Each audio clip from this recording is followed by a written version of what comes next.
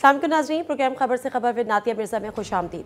नाज़रीन, जो जलसे जुलूसों की सब बहार है तो माहौल तो बन गया है नए इंतखाबात का। अब नए इंतखाबात की तारीख क्या होगी, नए इंतखाबात कब होंगे, ये देखना पड़ेगा, यानी थोड़ा इंतज़ार करना पड़ेगा। फ़िलहाल सूरत हाल ये है कि बज़ाहिर लगता ही है, जो इत्तलात भी हैं, कुछ ज़राए भी बताते हैं कि तमाम के तमाम जमातें नए इंतखाबात में जाने के लिए तैयार हैं, लेकिन पीपल्स पार्टी की कुछ रिजर्वेशंस हैं। तो आज के प्रोग्राम में ये जानने की कोशिश करेंगे कि वो रिजर्वेशंस क्या है। उसके अलावा भी कुछ बात करेंगे जो ज़ाहिर सियासी बात भी है और ऐसी बात भी है जिसमें कहा गया कि सियासी ना हो तो बेहतर है। लेकिन उससे पहले आज है मदर्स डे और मेरी माँ समेत जितने आप लोग देख रहे हैं, जितने यहाँ पे काम कर रहे हैं, जितने डॉन न्यूज़ के लोग हैं, जितने कैमरे पे नज़र आते हैं, जितने कैमरे के पीछे नज़र आते हैं, जितने मुझे सुन रहे हैं और जितने जो लोग नहीं भी सुन रहे हैं, सबकी माओ को मुबारकबाद भी और सलाम भी। लेकिन उसके साथ साथ हमारी माओ के अलावा हम उनकी जो उन्होंने हमारे लिए कुर्बानियाँ दी, जो उन्होंने हमारे लिए किया, उसका सिला 1% क्या 0.1% भी हम अदा नहीं कर सकते। लेकिन एक और माँ थी जिनको एक सांझी कहा जाता था और वो बेसहारों की माँ बिल्कीस ईदी साहिबा। हाल ही में उनका इंतकाल हुआ, लेकिन आज जो मदर्स डे है, मेरी तरफ से, मेरी टीम की तरफ से, मेरी ऑर्गेनाइजेशन की तरफ से हम उनके नाम ये मदर्स डे करते हैं और उनकी खिदमात को सराहते हैं, उनको खराज अक़ीदत पेश करते हैं। ये तो मदर्स डे के हवाले से था और उससे पहले मैं सियासत के हवाले से बात कर रही थी, सियासी जलसे जुलूस और नए इंतखाबात के हवाले से। ISPR ने आज एक सियासी सूरत हाल पर एक प्रेस रिलीज़ जारी की है, उसका जिक्र मैं बाद में करती हूँ। पहले ज़रा जो हमारे मेहमान हैं उनसे आपका तारुफ करा देती हूँ। सेनेटर निसार खोड़ो साहब है, सीनियर रहनुमा हैं पाकिस्तान पीपल्स पार्टी के। अस्सलाम वालेकुम खोड़ो साहब, बहुत शुक्रिया जी आपके टाइम का। अंदलीब अब्बास साहिबा हमारे साथ मौजूद है, सीनियर रहनुमा पाकिस्तान तहरीक इंसाफ। अस्सलाम वालेकुम अंदलीब अब्बास साहिबा, आपके भी टाइम का बहुत बहुत शुक्रिया। जावेद अब्बासी साहब, सीनियर रहनुमा मुस्लिम लीग नून। अस्सलाम वालेकुम जावेद अब्बासी साहब, आपके टाइम का भी बहुत बहुत शुक्रिया। वालेकुम सलाम जी। अच्छा, तो मैं चूँकि जब PTI की हुकूमत थी तो मैं अपोजिशन से स्टार्ट करती थी, तो मेरी रिवायत बरकरार है, सीटें चेंज हो गई हैं, इसलिए अंदलीब अब्बास साहिबा पहले आपसे इस बात का शुरू करूँगी कि आप लोगों ने जो माहौल बनाया है वो माहौल तो ये हो गया है कि जी आम इंतखाबात की तरफ शायद हम आने वाले वक्त में जा रहे हैं, लेकिन लगता क्या है, आप प्रेशर तो बिल्ड कर रहे हैं, ये प्रेशर काफ़ी है, ये लॉन्ग मार्च की जो आप लोगों ने कॉल दी है, इरादा ये है कि तमाम शहरों को जैम कर देंगे, यानी इसका मतलब है कि एक और आई डोंट नो, बट मुझे ये वर्ड यूज़ करना चाहिए या नहीं करना चाहिए, तो मैं नहीं करती, बेहतर है आप बताइएगा। शुक्रिया नादिया। मैं भी सबसे पहले मदर्स डे पे, हर दिन ही माँ का दिन होता है, तो सब माँओं को बिल्कुल जो बिल्की सीधी भी थी वो भी एक आइकॉन थी और सबकी माएँ, हर एक की माँ आइकॉन ही होती है और सबको मुबारकबाद देती हूँ। जहाँ तक आपने कहा कि सियासत का और आजकल के हालात का जो ताल्लुक है, मेरे ख्याल है जैसे जैसे वक्त गुजर रहा है, इनके सारे अगर कोई पोल रह भी गए थे तो खुल के आ गए। एक ऐसी आप देखें, लोगों के अंदर 22 करोड़ अवाम के अंदर इतना गुस्सा है।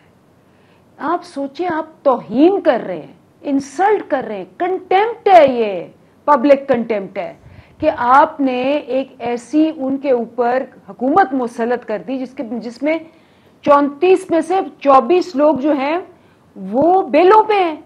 कोई कातिल है तो कोई करप्ट है, तो कोई किसी ने कब्जा किया हुआ है, तो किसी कोई ड्रग पेडलर है। मतलब आप ये सोचें कि इससे ज्यादा अजाब आप किस तरह किसी भी अवाम पे आप कर सकते हैं कि वो सर उठाने के काबिल नहीं है।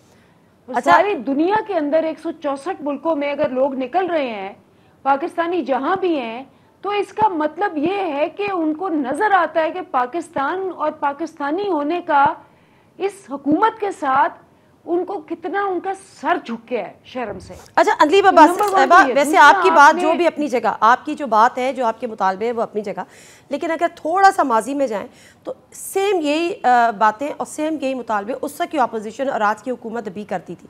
यही मुतालबे वो आपसे करती थी कि जी इंतखाबात करा लें। वो इल्ज़ाम डिफरेंट था, आप कहते हैं कि साजिश या मुदाखलत, वो कहते थे कि इंतखाबात चोरी हुए। बट एनीवेज, पीपल्स पार्टी की सुनाए के रिजर्वेशन है, पीपल्स पार्टी से ज़रा मैं जानूँगी, लेकिन उससे पहले जावेद अब्बासी साहब, हमजा शहबाज ने तो ये बात कर दिया है कि नए इंतखाबात ही मसाइल का हल है। ये उनकी ज़ाती राय थी या ये पार्टी पॉलिसी है, या बीइंग लाइक ये जो पूरी पार्टी है आपकी ये भी सोचती है कि अब नए इंतखाबात ही हल है कि इस क्योस से निकले? और फजलुर रहमान साहब तो कह रहे हैं आवाम की अमानत है, आवाम में जाना चाहिए।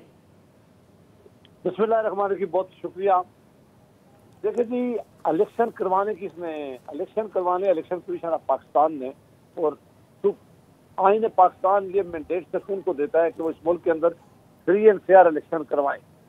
अब इलेक्शन कमीशन ऑफ पाकिस्तान कह रहे हैं कि हमने सेंसस होने हैं और उसके बाद डिलिमिटेशन होनी है और उस नवंबर से पहले किसी सूरत में इलेक्शन इस मुल्क के अंदर हो नहीं सकते।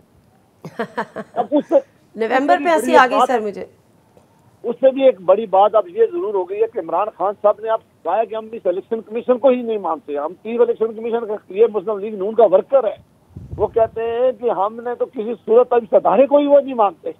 अब अंदाजा करें कि इस सूरत में अगर कल मैं आपके सामने सिर्फ ये एक बात रख रहा हूँ for the sake of argument, कल अगर हम सारे भी एग्री हो जाएंगे इलेक्शन को, इमरान खान साहब तो कहेंगे मैं तो इलेक्शन कमीशन को ही नहीं मानता, नीचे तो मैं नहीं मानता। और वो ये भी कहते थे कि जो चीफ इलेक्शन कमिश्नर है वो रिजाइन कर दें।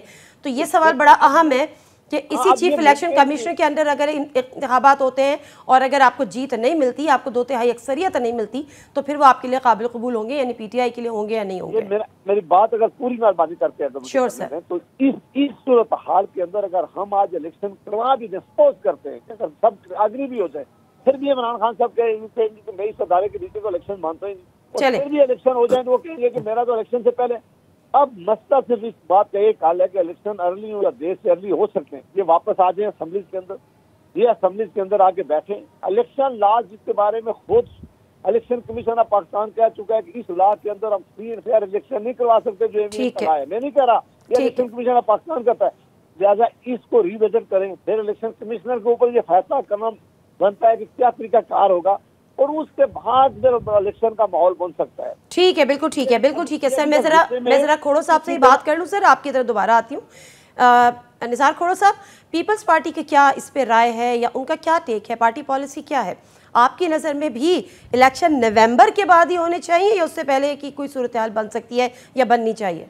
देखें, हमने कब कहा कि हम इलेक्शन नहीं चाहते? कब? मैं तो सिंध में तो ये कह रहा हूँ कि जी 26 जून को हमारे लोकल बॉडी के इलेक्शन अनाउंस हो चुके हैं। जुलाई में भी दूसरा फेज इलेक्शन का अनाउंस हो चुका है। लोकल बॉडी के इलेक्शन, जिसको हम सब कहते रहे हैं कि दुनिया में जमहूरियत का बेसिक टियर जो है वो लोकल बॉडीज है, वो तो अभी हो रहा है। ये तो उनसे पूछो जो इमरान खान साहब हैं, उनसे पूछो कि आपने उन 4-5 सालों में लोकल बॉडीज को मुअत्तल क्यों कर दिया था। उनसे अपनी पुरानी यादें याद करवाओ, उन्होंने जो कुछ करतूत किए थे उनको याद करवाएं आप। बाकी ये कहना, हम कब कह रहे हैं कि इलेक्शन नहीं हो, हम तो इलेक्शन मांगते हैं। कब हो? ठीक है, एक सेकंड, कब हो तो असेंबली के साल तो 5 होने हैं अगले साल। ओके, यही सुनना चाह रही थी। और ये अगर सुने अगर पाकिस्तान के हालात बदतर हो जाते हैं तो फिर डिमांड आती है कि जी इलेक्शन कराओ। हमारे लोग हमारा साथ छोड़ दे तो फिर तो कहते हैं कि जी इलेक्शन कराओ।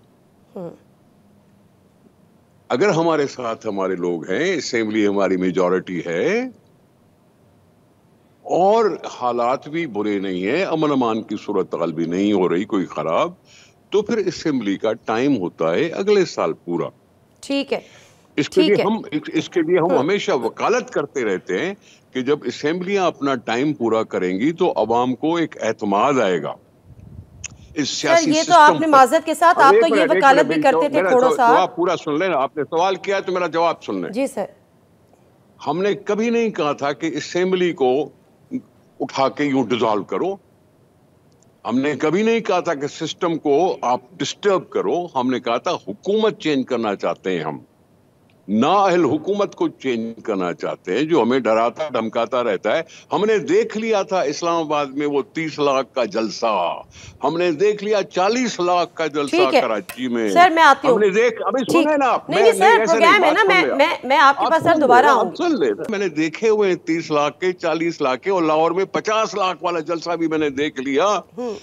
आप अपने हकायक को भूलो मत।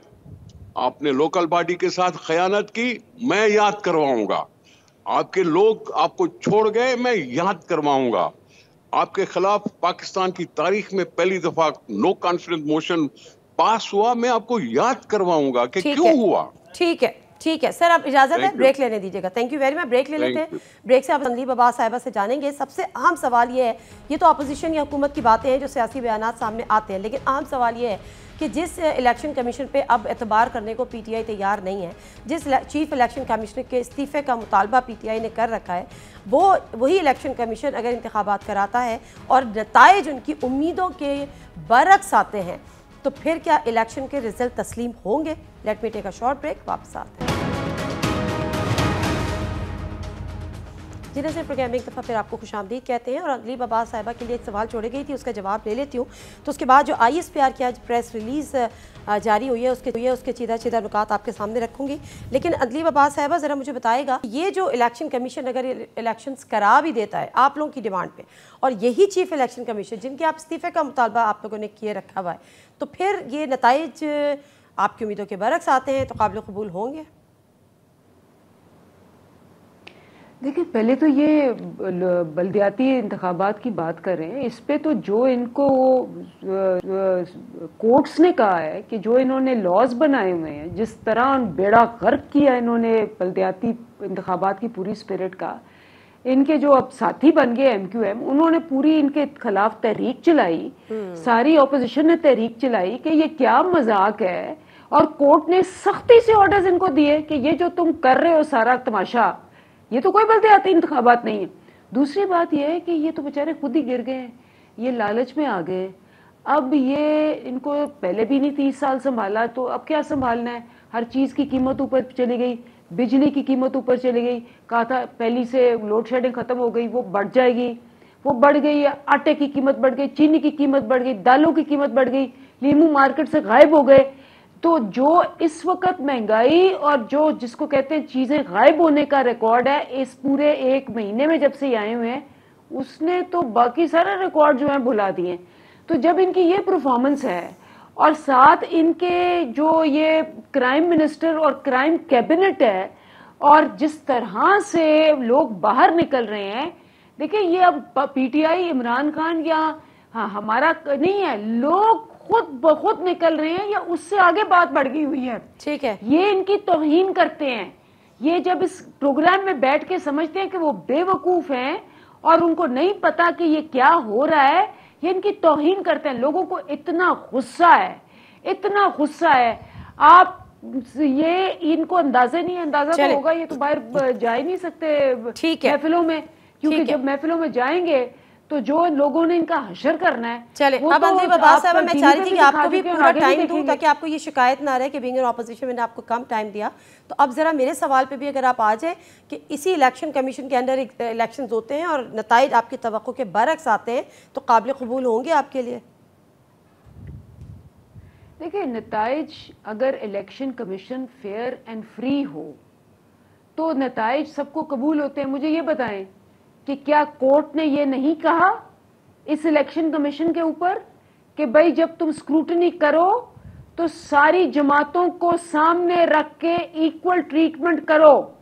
इससे बड़ा कोर्ट का क्या आपको हो सकता है कि ये इलेक्शन कमीशन और इलेक्शन कमिश्नर जो है वो जानिबदार है। सर, जब इलेक्शन कमीशन जानिबदार इलेक्शन कमीशन और जानिबदार इलेक्शन कमीशन और चीफ इलेक्शन कमीशन, फिर इनके अंडर आप इलेक्शन कैसे डिमांड कर रहे हैं? अभी जो रिजल्ट्स आएंगे उनको कबूल करेंगे? यही तो मेरा सवाल है। तो मैं यही कह रही हूं ना कि हमने तो डिमांड किया है कि आप इसको चेंज करें, इसको रिजाइन करना चाहिए, इसको चेंज करना चाहिए, क्योंकि ये तो बैठा कोर्ट जब कह गया है कि तो आप डिस्क्रिमिनेशन कर रहे हैं तो फिर बाकी क्या रह गया? मुझे बताएं, यहाँ तो कंटेम्प्ट ऑफ कोर्ट करें ना। ठीक है, कहीं कि जी ये कोर्ट ने गलत कहा है, कोर्ट को गालियां देने से हमें देते हैं। ठीक है, तो अब ये हुकूमत के हाथ में तो फिलहाल नहीं है। अगर वो रिजाइन करते हैं तो ठीक है, ऑटोनमस बॉडी है, नहीं रिजाइन करते तो फिर फिलहाल तो इलेक्शन है, हो भी जाते हैं तो फिर उसके रिजल्ट यकीनन आपके लिए शायद काबिल कबूल ना हो। बट एनीवेज, मैं ज़रा ISPR की उस प्रेस रिलीज पे स्विच करना चाहती हूँ, वो शामिल कर लूँ। पहले तो जावेद अब्बासी साहब से पूछूंगी कि ये मुल्क में हो क्या रहा है और इसका हल क्या है।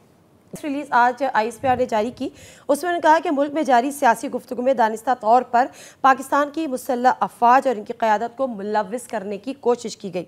ये कोशिशें मुसल्लह अफवाज के साथ साथ उनकी आला क़यादत के हवाले से हैं। ये कोशिशें बराह रास्त या बिलवास्ता अवामी फोरम्स और सोशल मीडिया समेत मुख्तलिफ फोरम्स पर की गई। सियासी रहनुमा, सहाफ़ी और तज्ज़ियाकारों की जानिब से गैर मुसद्दिक़ा, हतकामेज़ और इश्तियाल अंगेज़ बयानात का यह अमल इंतहाई नुकसानदेह है।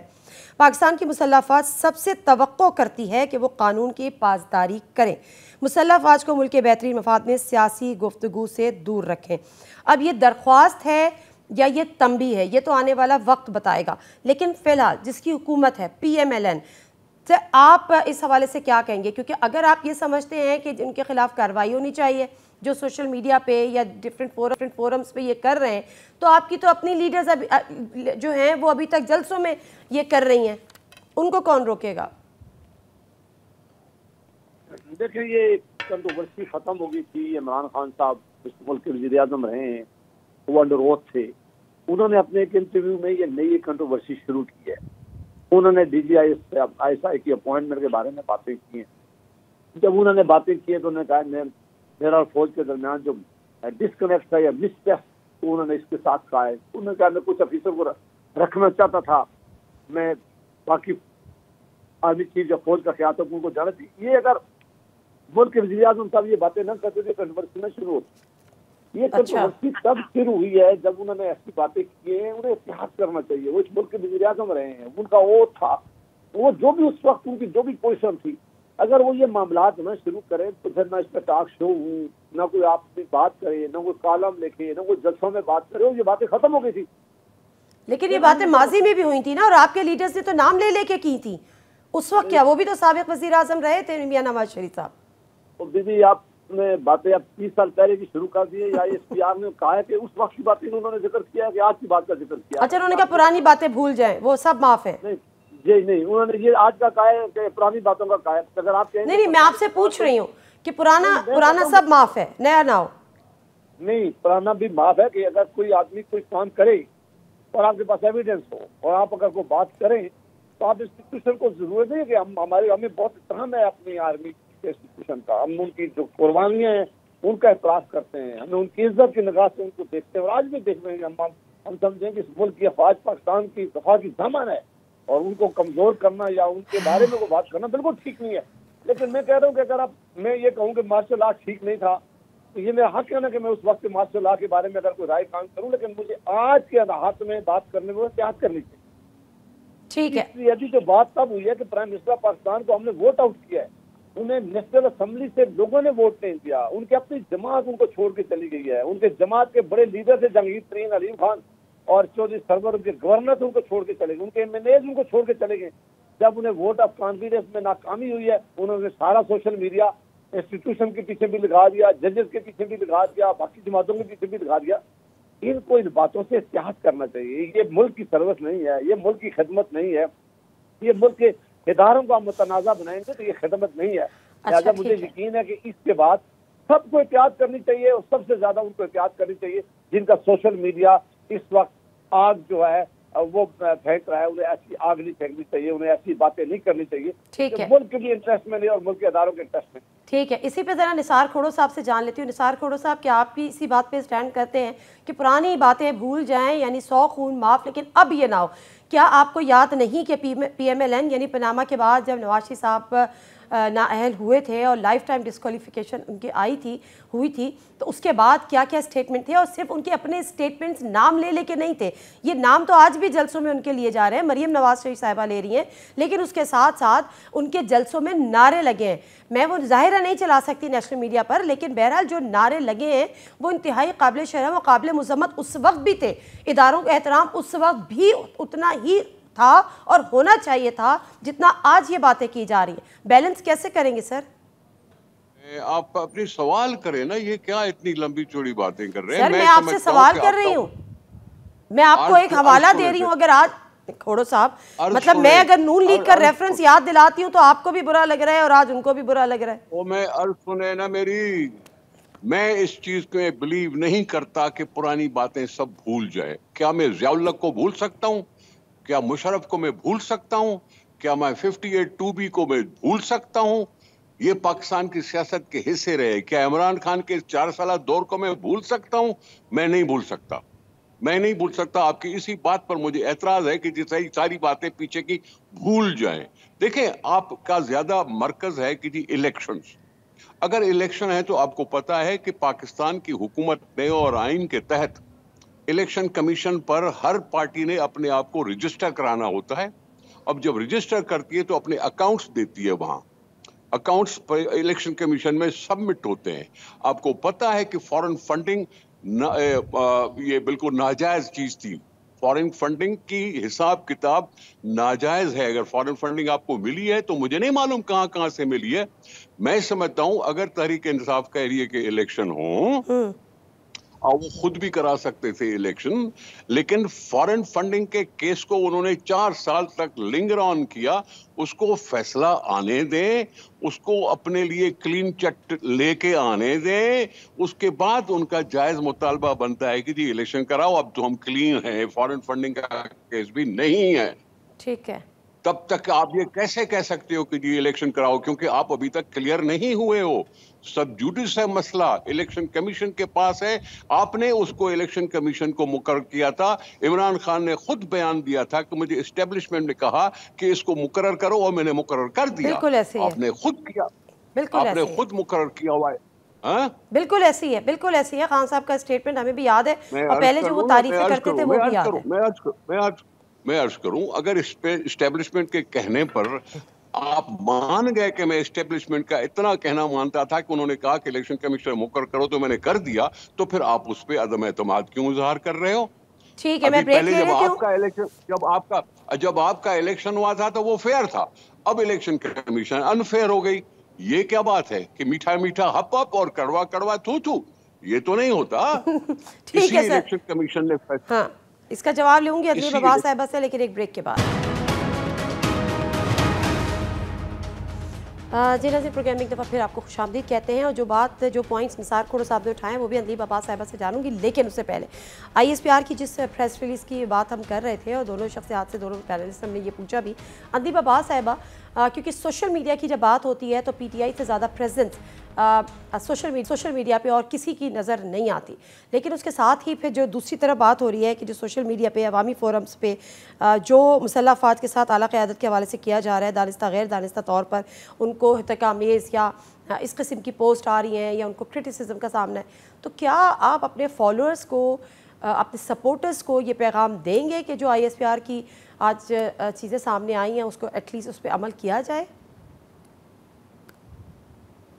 देखिए नादिया, मेरा ख्याल है थ्रू आउट हर स्पीच में खान साहब ने बड़ी क्लियरली कहा है, एक दफ़ा नहीं कितनी दफ़ा, कि पाक अफवाज को हमने बिल्कुल मोहतरम और इज्जत के साथ बोलना है। उन्होंने बल्कि अपने इंटरव्यूज में कहा है कि मेरे से ज्यादा मुल्क को पाक अफवाज की जरूरत है, क्योंकि ये मुल्क को बचा के रख रहे हैं दुश्मनों के साथ, और ये बड़ी क्लियर इंस्ट्रक्शन है। असल में ये जो आपने देखा है, जिस किस्म की लैंग्वेज मरियम ने कल यूज की है, ये तो हमेशा ये लोग यूज करते हैं। आपको याद होगा जब ये निकले थे कि मुझे क्यों निकाला और 10 बंदे इनके साथ नहीं थे, तो क्या क्या ये कहते थे, इनके 3 बंदों को इस जुबान की वजह से डिस्क्वालीफाई किया गया। निहाल, तलाल, दानियाल, तीनों को डिस्क्वालीफाई किया गया क्योंकि इन्होंने जजों को और जर्नलों को खुला खुलम कहा। आपको याद होगा निहाल हाशमी ने क्या कहा, उसने कहा कि ये जज और इनके बच्चे, ये अगर इन्होंने कोई हमारे खिलाफ डिसीजन दिया तो हम इनका घेरा तंग कर देंगे और ये जिंदा रहने के काबिल नहीं होंगे। सजा भी भुगती, सजा भुगती, बिल्कुल। अब अगर आप मरियम की स्पीच कल की निकालें तो मुझे नहीं समझ आती कि कोर्ट्स और ये जो हैं बाकी इस पे क्यों नहीं एक्शन लेते। आज अगर ISPR की अगर आ गई है तो ये डायरेक्टली इसलिए है क्योंकि जिस किस्म की लैंग्वेज उन्होंने नाम ले लेके यूज की है वो तो बिल्कुल जिसको कहते हैं एक ओपन इजहार है ऑफ कंटेम्प्ट का हर तरह की। और ये यही इन्हीं की वजह से ये जो ज़बानें यूज करते हैं और फिर उसके बाद अपने आप को समझते हैं कि जी वी आर अबव लॉ। जब आप मसला पता क्या होता है, जब आप 30 साल यही हरकतें करके वापस आ जाएं, वही गालियां निकालें, भाग जाएं और उसके बाद आप पे कन्विक्शन आ जाए, आप मुजरिम साबित हो जाएं, सुप्रीम कोर्ट आप पे स्टैंप लगाए कि जी आप बेईमान, बददियानत और झूठे हैं, उसके बावजूद आप वापस आ जाएं, तो फिर आपको आदत पड़ जाती है कि आप हर किस्म की जुबान और हर किस्म की हरकत करके। अब एक और सवाल है अंदीप साहबा, आप समझते हैं कि अभी भी छूटेंगे? ठीक है अंदीप साहबा, एक और सवाल है, एस्टैब्लिशमेंट आप समझती हैं क्या न्यूट्रल है?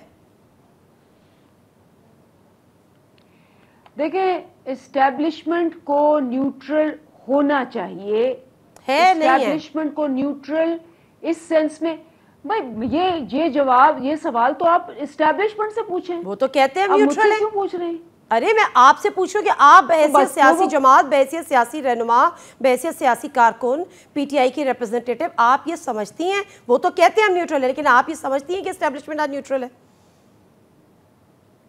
मेरा ख्याल है कि इस मौजू के ऊपर 22 करोड़ अवाम ने जो देख लिया हुआ है कि कहाँ कहाँ रात के 12 बजे आपकी अदालतें खुलती हैं, तो हम तो सिर्फ ये कह रहे हैं कि तमाम इदारों को न्यूट्रल होना चाहिए, क्योंकि जब आप न्यूट्रल होंगे तो कोई आपको किसी किस्म की आपको बात कोई कहने के काबिल नहीं है। ठीक है, अगर न्यूट्रल होंगे तो फिर कोई आप पे तनकीद नहीं करेगा, यही कि आपका कहने का मकसद है। दूसरी तरफ आज आप मरियम साहबा की तो कल के जलसे की बात कर रही हैं, इमरान खान साहब आज फिर दोहरा रहे थे कि न्यूट्रल तो जानवर होता है। किससे मुखातिब होते हैं जब ये बात करते हैं खान साहब? देखिए, बड़ी क्लियर बात है, बहुत हमने 20 लाख का कहा हुआ, इंशाल्लाह उससे ज्यादा लोग आएंगे। बहुत सी दफा पब्लिक के अंदर, और पहले तो बहुत ज्यादा था कि वो जी हम अपना काम करेंगे और हम साइड्स नहीं लेंगे, और आपको राइट एंड रॉन्ग में साइड लेनी चाहिए। उन्होंने क्या कहा? उन्होंने कहा जो जानवर होता है, जो कि जिसको कोई एक बंदा कोई मारे और बाकी जानवर भी भाग जाते हैं, ये नहीं करना चाहिए। अगर हमने कहा है कि इम्पोर्टेड गवर्नमेंट है और ये है, इसके अंदर साजिश और प्रूव हो चुकी है, नेशनल कमेटी के आगे है, साजिश पहले होती है, मुदाखलत बाद में होती है। तो उसके बाद अगर कोई बंदा अभी भी कहे कि जी इम्पोर्टेड गवर्नमेंट जो है और हमने गुलामी में रहना है, तो फिर आप इंसानियत होने का अपना जिम्मेदारी नहीं निभा रहे। बंदे से मुराद आपकी क्या है? इंसान है, कोई बंदा ये कहे कि मैं न्यूट्रल पे खड़ा होता है, कोई बंदा ये कहे कि मैं न्यूट्रल हूँ, या कोई इदारा कोई कहे कि मैं न्यूट्रल हूँ, तो यानी आप ये कह रहे हैं कि इदारों को न्यूट्रल नहीं रहना चाहिए? कहने से कोई फर्क नहीं, कहने से कोई फर्क नहीं पड़ता, आपके एक्शन से फर्क पड़ता है। ओके, आपने एक्शन करके दिखाना होता है कि आप राइट के साथ खड़े हैं या आप रॉन्ग के साथ खड़े हैं। ठीक है, आज अगर आपके 22 करोड़ अवाम जो है गुस्से में है, और कभी पहले आपने ऐसे नहीं देखा, इसका मतलब है कि उन्होंने देख लिया कि अगर हम इनडिफरेंट रहेंगे और कहेंगे जो कुछ होता है इस मुल्क में तो 40 साल से यही हो रहा है, होने दो, तो वो जो न्यूट्रलिटी है वो अपनी अगली नस्लों के साथ नाइंसाफी है। क्योंकि अगर आज आपने ये मुसल्लत होने वाली चीज की, जो मैं समझ गई आपकी बात, मैं आपकी बात बिल्कुल समझ गई हूँ, मैं जरा वो और भी इंटरफियरेंस होगी। मैं जरा जावेद अब्बासी साहब से इसका जवाब ले लूँ। जावेद अब्बासी साहब, जो बात अंदीप अब्बास साहिबा कह रही हैं, इसका तो मतलब है वो ये कह रही हैं कि या इदारों को सियासत में घसीट रही हैं, या क्या इसका मतलब है कि मतलब वो ये कह रही हैं कि कोई भी इदारा हो या कोई भी एक इंडिविजुअल हो, उसको न्यूट्रल नहीं रहना इन चीज़ों में, ये राइट और रॉन्ग का साथ दे रहा है। अब राइट उनकी नज़र में उसकी डेफिनेशन अलग है, आपकी नज़र में डेफिनेशन अलग है, तो यानी इदारों को न्यूट्रल नहीं रहना चाहिए, मुझे जो समझ आया उनकी गुफ्तगू से। आज बहुत बेहतर होता कि आइए नहीं, ये मैं थोड़ा तस्दीक कर दूं कि रॉन्ग के साथ न्यूट्रल नहीं होना चाहिए। इतनी ज्यादा इस मामले पे डिस्कशन न करवाते। आप देखें ना, जब आपने भी इस तरह की आज डिस्कशन ओपन कर लिया तो फिर सवाल तो इसी तरह उठते रहेंगे, रोज डिस्कशन जारी रहेगी। तो होना चाहिए था कि आज उनके कहने के बाद इस मामले को हम भी सारे एहतियात करते, डिस्कशन न करते। अब इमरान खान साहब तो फिर आपने सवाल पूछ के अब जवाब देना पड़ेगा। वो किसको ये बात बार बार कह रहे थे कि न्यूट्रल तो जानवर होता है? वो किसको कह रहे हैं कि अगर उनका साथ दिया जाए तो न्यूट्रल नहीं है, और अगर बाकी वो उसको न्यूट्रल हो जाए तो वो ऐसी बातें कर रहे हैं, जजेस के बारे में बातें कर रहे हैं, इंस्टीट्यूशन के बारे में बातें कर रहे हैं। उनका मीडिया, सोशल मीडिया आप मुझसे ज्यादा देखती हैं, आप देख लेंगे क्या क्या बातें नहीं हुई। तो अब ये बातें नहीं होनी चाहिए, ये बातें गलत हैं। लेकिन मैं चाहता था कि आज भी आप ये एहतियात करती, एक सवाल जरूर पूछ लेती, लेकिन आपने पूरा प्रोग्राम इसी इशू पे कर लिया है। तो हम सबको एहतियात करना चाहिए। अगर मेहरबानी करेंगे आप भी इस पर भी थोड़ा सा, आपका भी बड़ा सीनियर है, आप उनका चैनल भी बड़ा है, तो वो भी सारे, वरना ये तो डिस्कशन पे ना रुकने वाली है। तो कई ऐसी चीजें जो मैं चाहता था मैं ना करूँ, और अगर आप कहेंगे तो सारा करना पड़ती है। जब आप करेंगे तो फिर वो सवाल उठते हैं इन चीजों के ऊपर। मेरा ख्याल है कि इमरान खान साहब ना कोई आइन मानते हैं, ना कानून मानते हैं, ना पार्लियामेंट मानते हैं, ना इलेक्शन कमीशन ऑफ पाकिस्तान को मानते हैं, ना सुप्रीम कोर्ट ऑफ पाकिस्तान को मानते हैं। जो उनके साथ है वो ठीक है, जो उनके साथ नहीं है वो सारे गलत हैं, वो सारे न्यूट्रल नहीं है, वो सारे इंसान नहीं है, उनकी कोई जमीर नहीं है। अब ऐसी बातों का क्या जवाब दिया जाए? उनसे भी यही गुजारिश है, इनकी टीम से भी गुजारिश है कि उनको समझाएं कि मेहरबानी करके आप अपने इक़्तिदार की खातिर सारे इदारों को तबाह न करें, सारे इदारों को कंट्रोवर्शियल न बनाएं, सारे मामलात को इतना खराब न करें कि कल हम सारे मिलकर भी ठीक न कर सकें। बात आपकी बिल्कुल दुरुस्त है जावेद अब्बासी साहब, लेकिन जो पैगाम आप इमरान खान साहब के लिए दे रहे हैं, यही पैगाम मरीम नवाज साहिबा के लिए भी देंगे? बस आप तो यही चाहती हैं, मेरा ख्याल है कि आपका ये है कि हम सारे उसी बातों को दोहराएं। तो मैं मतलब आप खान साहब के लिए कहें कि मैं उसका जवाब दूंगा, लेकिन जब बात मरीम नवाज की आए तो आपके क्या बात ही ना करें? सब के लिए मैंने कहा है, सब हम नहीं चाहते कि ये मामला डिस्कशन।